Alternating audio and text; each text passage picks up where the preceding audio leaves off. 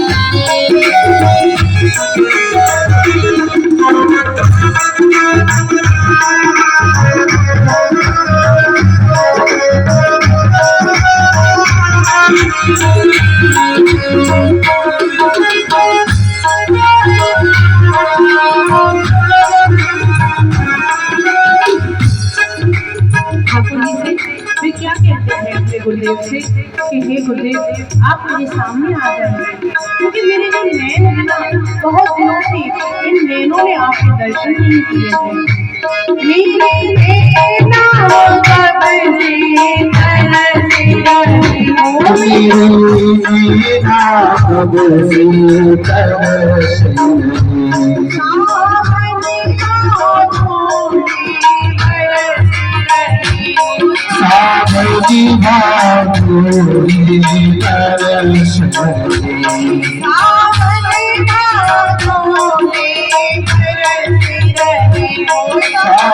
विभागोरी बरस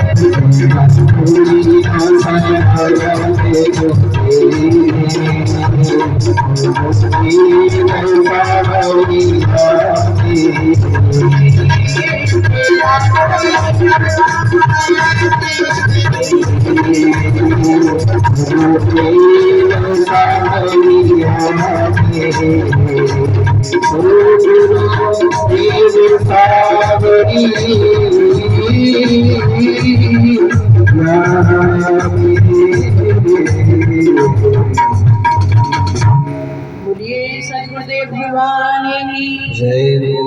श्रीमद् भागवत महापुराण की जय हो। इसी कुटुंब का भरण पोषण करने में लगा रहा। रात्रि जो है मैंने नींद में गवा दी और दिन जो है मैंने इस संसार की हाय हाय में निकाल धन कमाने में निकाल दिया, इधर उधर की बातों में निकाल दिया, लेकिन मैं कुछ ऐसा परमार्थक कार्य न कर पाया, ऐसा कोई उत्तम कर्म न कर पाया जिससे मुझे भगवत प्राप्ति हो जाती। देखिए आज कितनी विचित्र बात है कि जो भगवान के भक्त हैं, परीक्षित हैं, उनके अंदर क्या कह रहे हैं कि मैं कुछ नहीं कर पाया, और हम लोग जो कुछ भी नहीं करते और थोड़ी सी भी दो अगरबत्ती भगवान को लगा देते हैं, थोड़ा सा जल चढ़ा देते हैं, तो बोलते हैं कि ठाकुर जी आपने हमारा ये काम क्यों नहीं किया, हमारी आज्ञा को आपने क्यों नहीं माना। हम कह रहे थे लेकिन आप कुछ सुनते नहीं हो, क्यों नहीं सुनते हैं। और कहाँ परीक्षित जो सब कुछ करते हैं, धार्मिक हैं, धर्मनिष्ठ हैं, चक्रवर्ती राजा है। महाराज हमारे पास और आपके पास कुछ नहीं है, थोड़ा सा धन होता है ना, उसी में ही हम लोग बहुत बड़ा अभिमान करने लग जाते हैं। लेकिन महाराज परीक्षित चक्रवर्ती राजा है, जहाँ से सूर्य उदय होता है और जहाँ तक अस्त होता है वहाँ तक परीक्षित का राज्य था। और हम लोग थोड़ी थोड़ी छोटी छोटी संपत्तियों को प्राप्त करके अपने धर्म को भूल जाते हैं, अपनी संस्कृति को भूल जाते हैं। और उस हमारी मीराबाई राजघराने घर की थी, राजकुमारी थी, और कहाँ घूमती थी, कृष्ण के प्रेम में, वृंदावन में की गलियों में जोगन बन के सब कुछ छोड़ दिया। और हम लोग थोड़ा सा बोले किसी से या कहे कोई भी माता बहन कि नहीं तुम ऐसा करो, अरे महाराज जी हम तो बड़े परेशान हो जाते हैं, हम तो धूप को सहन ही नहीं कर सकते, हम तो ये नहीं कर सकते। वरना कहते हैं कि माताओं को या पुरुष हो या भाई हो बंधु हो कोई भी हो, क्योंकि ये भगवान की सृष्टि है, यहाँ भेदभाव भगवान के यहाँ नहीं है। ठीक है, नर है नारी है, शरीर है, लेकिन परमात्मा के यहाँ सब एक है। चाहे नारी भक्ति करे चाहे पुरुष भक्ति करे, उसके यहाँ सभी का आओ। भगवान सबसे कहते हैं कोई भी आओ, उनके यहाँ दरवाजे खुले हुए हैं। लेकिन हम लोग नहीं कर पाते, इस समाज को देख करके नहीं कर पाते। स्त्री जो है क्या सोच जाती है, बहुत से बोलते हैं स्त्री को भजन नहीं करना चाहिए, नारी को भजन नहीं करना चाहिए, इसको विवाह करना चाहिए, इसको गृहस्थाश्रम में रहना चाहिए। ये हमारे समाज की विडंबना है, हमारे समाज करता है इन बातों को, भगवान नहीं करते हैं। भगवान ने कहा नारी हो या पुरुष हो, जीव कोई भी हो, नपुंसक हो, नारी हो, पुरुष हो, शूद्र हो, ब्राह्मण हो, क्षत्रिय हो, वैश्य हो, कोई भी हो, लेकिन जो मेरी भक्ति करता है उसके लिए परमात्मा सबको बुलाते हैं। भगवान मना नहीं करते, लेकिन हमारा समाज रोक देता है। आज से नहीं, पहले से ही रोकता है। नारी को सीता बनाना चाहते हैं, नारी को बुद्ध बनने देना नहीं चाहते। नारी को बोलेंगे नहीं सीता है, अरे महाराज सीता को भी नहीं छोड़ा था, जगत जननी थी वो तो माँ थी, लेकिन उनको जब आई तो इस समाज ने उनको भी नहीं छोड़ा। वो समाज कौन सी थी? हमारी और आपकी ही समाज थी, वही पुरुष और नारियां थी और कोई नहीं था कहने वाला। वही पुरुष समाज था, नारी समाज थी।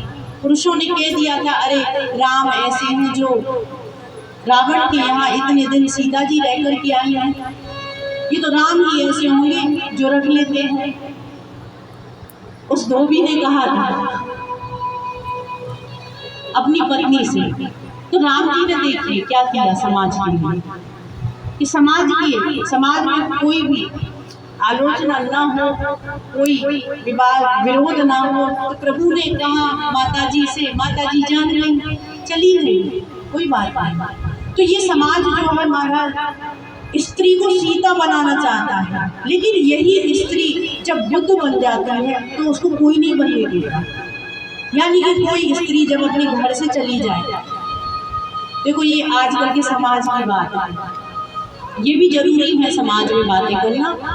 भागवत कथा है, इसके माध्यम से सत्संग होता है, सत्संग में सत्य का संग करो। तो कोई स्त्री जब बुद्ध बनने के लिए घर से प्रस्थान करती है तो लोग ये समाज क्या बोलते हैं, अरे चली गई, किसके साथ चली गई? फिर क्या बोलते हैं गलत शब्दों में कि उसके साथ चली गई। अब ये नहीं पता कि वो गई क्यों है। अरे वो बुद्ध बनने के लिए गई है। जैसे बुद्ध भगवान थे, उन्होंने अपने घर को परिवार को छोड़ दिया था, अपने पुत्र को और अपनी पत्नी को छोड़ करके रात्रि के समय चले गए थे, परित्याग कर दिया था और बुद्ध चले गए थे।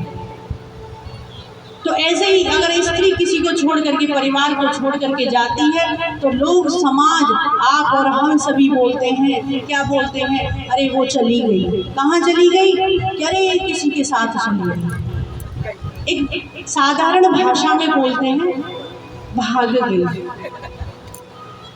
ये साधारण बहुत अपवित्र भाषा है, ये बोलने लायक भाषा नहीं है। लेकिन किसी के प्रति देखो बिना जाना जब वो गई है तो शायद वो ऐसा नहीं बोल सकते कि नहीं वो किसी परमात्मा की खोज में गई है, उसे अच्छा न लगता हो संसार, वो अपना चली गई, भजन करने गई है। लेकिन नहीं, समाज गलत बोलता है, और जब गलत बोलता है तो महाराज ये समाज किसी को आगे नहीं बढ़ने देता। ये समाज जो होता है ना लय डूबा होता है, हमारे ब्रज भाषा में कहते हैं कि खुद तो डूबता ही है, औरों को भी लेकर के डूबेगा। खुद तो कुछ करता नहीं है, और यदि कोई स्त्री कुछ करना चाहे तो उसके पैरों को खींच लेते हैं। देखिए, हम ये नहीं कह रहे कि अगर हाँ स्त्री जो है मर्यादा विहीन कर्म करे तो तुरंत उस पर रोक लगाओ। जो अपनी समाज की मर्यादाओं को तोड़ करके कन्याएं, महिलाएं कुछ भी गलत कर्म करें, तुरंत रोक दो। ये जरूरी है समाज में मर्यादा बनाना। लेकिन ये नहीं कि कोई धार्मिक है, कोई भगवत प्राप्ति के लिए अपना प्रयास कर रहे हो तो उसके प्रति गलत हो। तो ये हमारी, देखो, जिसके अंदर जैसा होता है ना, उसके अंदर जिसके बाहर वैसा ही दिखता है। जो जैसा अंदर से होता है उसका जो ऑरा होता है वो भी ऐसा ही होता है। बहुत से लोग बोलते हैं कि नहीं हम तो पॉजिटिव ही है, बहुत अच्छा बोलते हैं। नहीं नहीं नहीं, ऐसी बात नहीं है। जब आपके अंदर नेगेटिविटी है, आप किसी के लिए गलत बोल, अंदर आपकी भावना गलत है, तो आप उसे गलत ही बोलोगे। ऐसी बात नहीं है कि आप अंदर पॉजिटिव हो बाहर नेगेटिव हो, या बाहर नेगेटिव शो करें अंदर पॉजिटिविटी करें, ऐसा नहीं है। जो आपके अंदर होता है वही बाहर आता है। आपकी दृष्टि जैसी होती है, आपका मन जैसा होता है, आपके संस्कार जैसे होते हैं, वही स्वरूप आपको दिखाई देता है। और महाराज आजकल के समय में ये कुछ सतयुग नहीं चल रहा है, ये कौन सा समय चल रहा है? कलयुग है। यहाँ कोई भाई बहन को भी नहीं छोड़ता है। जब युवावस्था के भाई बहन साथ साथ कहीं जा रहे हैं तो गलत दृष्टि से देखते हैं। अरे कम से कम ये सोचो कि हो सकता है ये भाई बहन हो, ये हो, लेकिन नहीं, गलत सोचना। तो ये कहाँ से? ये अपने अंदर को सुधारना, किसी दूसरे को नहीं सुधारना, खुद को सुधारना। क्योंकि हमारी दृष्टि उत्तम होनी चाहिए। हमेशा दृष्टि जब आपकी उत्तम होगी तो महाराज आपका कर्म भी उत्तम होगा, और जब कर्म उत्तम होगा तो परमात्मा जो है आपसे प्रसन्न रहेगा। तो यहाँ श्री सुखदेव जी महाराज की दृष्टि कैसी है? भेद नहीं है उनकी दृष्टि में, समदृष्टि। और इस दृष्टि को बनाने के लिए बहुत बड़ा तप करना पड़ता है, बहुत बड़ा भजन करना पड़ता है, संतों की संगत करनी पड़ती है, महापुरुषों का सानिध्य प्राप्त करना पड़ता है, भक्तों के साथ रहना पड़ता है, तब कहीं जाकर के संस्कार बदलते हैं। तो इस प्रकार श्री सुखदेव जी महाराज ने कहा, राजन तुम चिंता क्यों करते हो? महर्षि खड़वांग हुए थे, उन्होंने जाना कि मेरी आयु 2 घड़ी शेष रह गई है, तो उन्होंने जानकर के अपना कल्याण कर लिया था। तुम्हारी आयु की तो अभी 7 दिन शेष है, चिंता क्यों करते हो?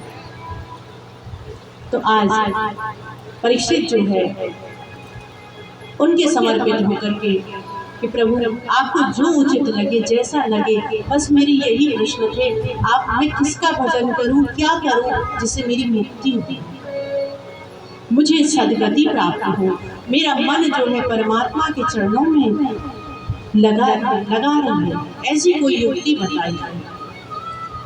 श्री सुखदेव जी महाराज मुस्कुराने लगे कि परीक्षित चिंता मत करो, और जैसा भी जो भगवत कृपा से मेरे मुख से वचन निकले, वाक्य निकले, उनको आप श्रवण करें। देखो, श्रवण की 3 विधियां होती हैं, श्रवण, मनन और निधिध्यासन। ये 3 विधि से होता है। श्रवण, किसी शब्द को सुनना, उसके बाद मनन, यहाँ सुन लिया, फिर यहाँ का यही झाड़ दिया, तो फिर आपके जीवन में कुछ भी उन्नति नहीं होगी, पारमार्थिक उन्नति कुछ नहीं होगी। क्यों? क्योंकि सुना और सुन करके छोड़ करके चले गए। ऐसे झाड़ करके जाते हैं ना वस्त्रों को, ऐसे ऐसे करके कि मिट्टी लग गई। नहीं, मिट्टी नहीं, रज है। हमारे वृंदावन में देखो महाराज जी को कितना लोट है रमण रेती में, ब्रज की माटी को अपने मस्तक पर लगा, वृंदावन की रज। देखो, एक बात देखो, जो ध्यान आएगा, जो भगवान की कृपा से आपको कुछ बातें आएंगी तो आप उनका अनुसरण करना, और नहीं करते हो तो करना, और करते हो तो अच्छी बात है। कभी भी वृंदावन जाओ, ब्रज में जाओ, तो वहाँ पहुँचने पर क्या करना चाहिए? होटलों को देखना चाहिए, रेस्टोरेंट 5 स्टार है, कौन सा है, कहाँ चाय अच्छी मिलेगी। जैसे ब्रज में प्रवेश करो, वृंदावन में जाओ, तो वहाँ क्या है, गाड़ी से उतरने से पहले वहाँ की जो रज है, रोड के किनारे आपकी गाड़ी खड़ी है तो वहाँ वृंदावन की रज है। चाहे रोड मान लो, रेत नहीं हो तो कोई बात नहीं, पर है भूमि वृंदावन। तो उस भूमि को एक हाथ से या दोनों हाथ से उसे प्रणाम करना चाहिए, उस रज को अपने मस्तक पर लगाना चाहिए और प्रार्थना करनी चाहिए कि हे राधा रानी, हे प्रभु श्री बिहारी जी, हम पर कृपा करना, और जितने भी संत महापुरुष विराजमान हैं वृंदावन या इस संपूर्ण ब्रजमंडल में, उनको हम प्रणाम करते हैं। हमारा प्रणाम स्वीकार करना, हमारा और हमारे बच्चों का। मानो सभी नहीं कर पाते हैं तो घर का जो मुखिया है वो करे, और अपना सीधा पग जो है उस धरा पर, उस रज पर, उस भगवान की भूमि पर रख दो, प्रणाम करो। कभी भी वृंदावन जाओ, ब्रजमंडल में दर्शन करने के लिए जाओ, तो ऐसे नियम बनाना। और जिनके हैं तो अच्छी बात है, और नहीं जानते हो तो जान लेना। और फिर उसके बाद समस्त संतों को, भक्तों को प्रणाम करना मन ही मन। और फिर वहाँ श्री जी बैठे हैं, यमुना जी। ये मत देखना कि इसमें नाले हैं, कि गंदगी है, फलाना है, वो है, कीड़े हैं, नहीं। भाई देखो, जैसा आजकल के समय में जैसा जो हो रहा है ठीक है, लेकिन है तो श्री जी, यमुना जी, मैया वहाँ विराजमान है, कालेत्री है। तो हमेशा कभी भी वृंदावन जाओ तो यमुना मैया के पास जरूर जाओ। आचमन थोड़ा सा ज़्यादा न ले पाओ तो थोड़ा सा मुख में कर लो। भाई देखो, वैसे ये गलत भावना होती है कि इसमें नाली है, गंदगी आ रही है, कीड़े हैं, फलाना है, हम नहीं पिएंगे, हम ये नहीं करेंगे। अरे तुम उसको लेने में, आचमन करने में घृणा कर रही हो। अब एक बात बताओ, तुम होटलों में जाते हो, वहाँ कौन सा तुम्हारा कोई काका बैठा हुआ है? तुम जूता नहीं खाते, चप्पल जूतों से नहीं खाते हो, पवित्र भोजन करते हो क्या? नहीं करते हो। क्यों? कोई जो भी वेटर आता है वो एक हाथ से आपकी उसमें रख देगा थाली में, दूसरे हाथ से दूसरे की में रख देगा, टच होता है। और हमारे साधनों में तो ऐसा होता है, प्रसाद जब दिया जाता है, भोजन कराया जाता है, तो ऊपर से डालते हैं। आपने देखा होगा संतों की या भंडारों में क्या होता है, एक लाइन से बिठा दिया जाता है और कहते हैं रोटी राम, सब्जी राम, खीर राम, मतलब सब में राम लगाएंगे। और राम लगा करके फिर पूछेंगे क्या लेना है, जो लेना है ऊपर से, जिससे टच ना हो हाथ। क्यों? क्योंकि महाराज हाथ जो है झूठा हो जाएगा।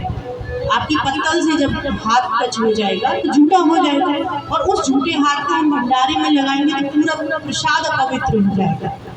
तो बहुत बड़ी शुद्धि, बहुत बड़ी पवित्रता रखनी पड़ती है। तो हमेशा यमुना मैया का आचमन करें। सबसे ज्यादा गंदगी तो इस शरीर में है, तो उसको भी थोड़ा समझ करके माता जी को प्रणाम करके बिहारी जी को प्रणाम करें। जैसे भी जहाँ भी जिसको जाना है खुद जाए, आनंद ले वृंदावन बिहारी का।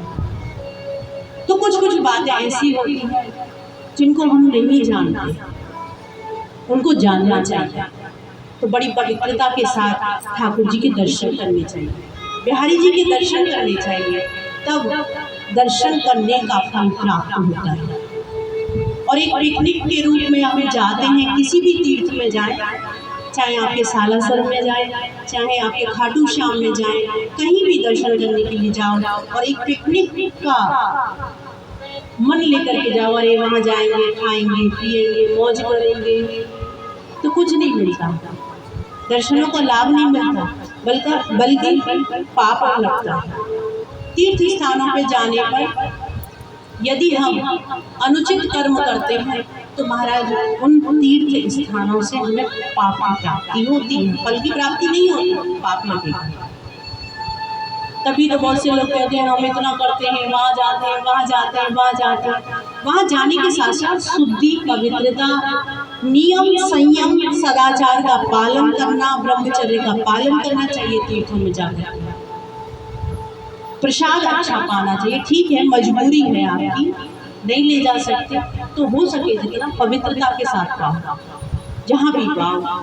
तो श्रीमद् भागवत कथा हम सबको यही सिखाती है, क्योंकि हम सारे जीव जो है कलयुग में रहते हैं, इस समय में रह रहे हैं। और कलयुग कहाँ कहाँ वास करता है, कल आपको बताया था 4 स्थानों में कलयुग का वास है। 5वां स्थान सोने का था, जो स्वर्ण जो संपत्ति अधर्म की है, अनीति की है, वहाँ कलयुग का वास होता है। तो इस प्रकार श्री सूत जी महाराज सौनकादिक ऋषियों को श्रीमद् भागवत कथा श्रवण कराते हैं और कहते हैं परीक्षित की इस प्रकार की व्यथा को देख करके सुखदेव जी महाराज प्रसन्न हैं और आज सृष्टि क्रम वर्णन जो है उनको श्रवण कराते हैं। परीक्षित ने पूछा महाराज यह सृष्टि कैसे बनी, इसका निर्माण कैसे हुआ, किसके द्वारा हुआ, वह सारी कथा आप हमें श्रवण कराइए। बोलिए श्री वृंदावन बिहारी लाल। क्या बात है भैया, माता अरे भैया कुछ बोले जी, बताओ तुम तो कल कही हमने कि नहीं थोड़ा तेज बोले करो और तुम बोले ना। अब पता कल कहा हो, कल नंदोत्सव, और नंदोत्सव में ऐसी आओगी, ऐसी बोलोगी, शायद भूखी आई कुछ मिलो ना आई। पर हमारे महाराज जी के यहाँ आश्रम में बहुत बड़ी व्यवस्था अच्छी है रही। देखो भोजन भी मत करके आए करो। हमारे महाराज जी के यहाँ मौनी बाबा की गौशाला में जाओ, बहुत बड़ा भंडारा लगा हुआ है, खूब कड़ी पकौड़ा बने, खूब यहाँ आकर प्रसाद पा लिया गया। और प्रसाद पा करके एकदम बढ़िया तौर से चकाचक ले करके और बढ़िया दौड़ से बैठ जाएगा 4 घंटा तक। और जैसे ही नंबर आवे तुम्हारा कि हाँ बोलो, तो इतनी तेज बोले करे तो हमें भी लगे करे कि अरे ये तो हमारी ब्रज की गोपी कुछ ज़्यादा है, हम भी कहीं जाए तो बोले आपके विषय में तो भैया वहाँ मिली ऐसी भैया, वो तो खुद बोले करती। तो देखो नाम अगर अपनों करना है तो कुछ दिखाना तो पड़ेगा। बोलोगी? और ये भैया लोग ये बोलेंगे कि नहीं बोलेंगे? माताएं बोलेंगे, आप भाई भी बोलना जितने भी। देखो भैया हमारे यहाँ नंदोत्सव में कहा हुआ कि एक और तो नंद बाबा ग्वाल वाल सभी है जान, एक और मैया है जान, गोपी है जान। अब जे देखेगी कौन की आवाज तेज है और जाकी आवाज ब्रज में तेज हो, वो सबसे बड़ा कन्हैया को प्यारा हो। अब जे तुम देख रही हो कि कल कौन की आवाज तेज करनी है, ठीक है, तो एक बार प्रैक्टिकल करवा देते हैं, ठीक है, क्योंकि कल की वही तैयारी करवानी है। कल अपना नाम थोड़ी बदनाम करना है, तो पहले से ही तैयारी करनी है। बोलिए श्री राधा रानी की जय। भैया ये गलत बात है, आप माताओं का संग क्यों देते हो?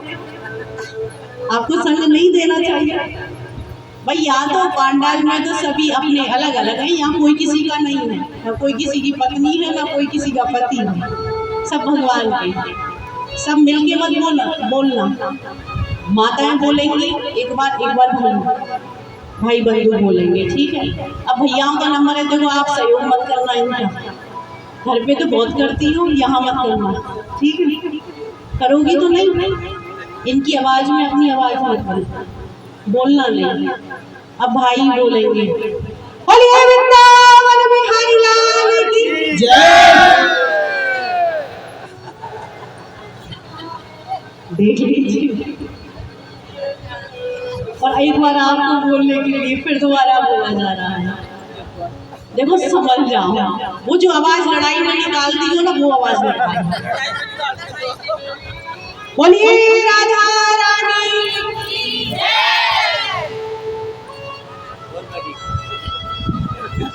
अभी पता नहीं चल रहा किसकी आवाज तेज है, तो एक बार सभी मिलकर के बोलिए, बोलिए श्रीमद् भागवत महापुराण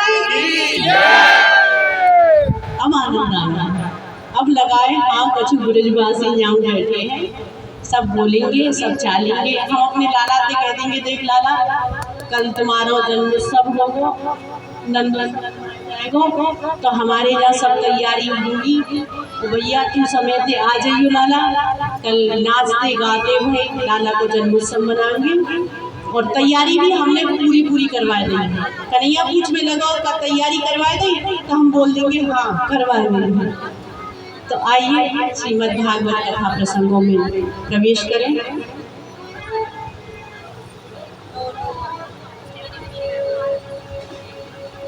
अब वृंदावन का नाम आ गया है तो भैया बिहारी जी ने यहाँ बिना भजन के तो उनसे कहा नहीं जाता।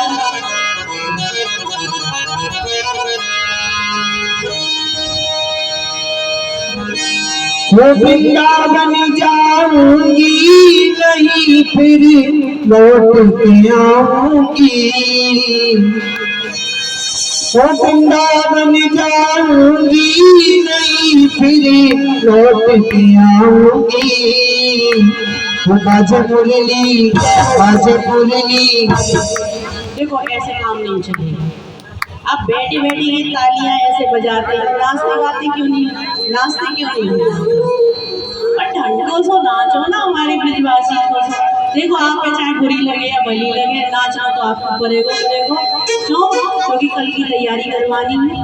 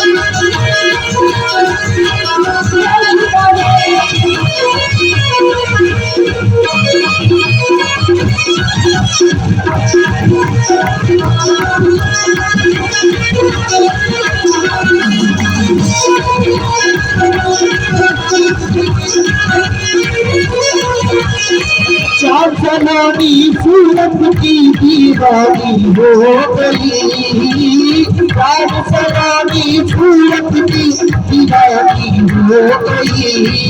मैं कैसे करूँगी धीरे से जाऊँगी। धीरे से जाऊँगी।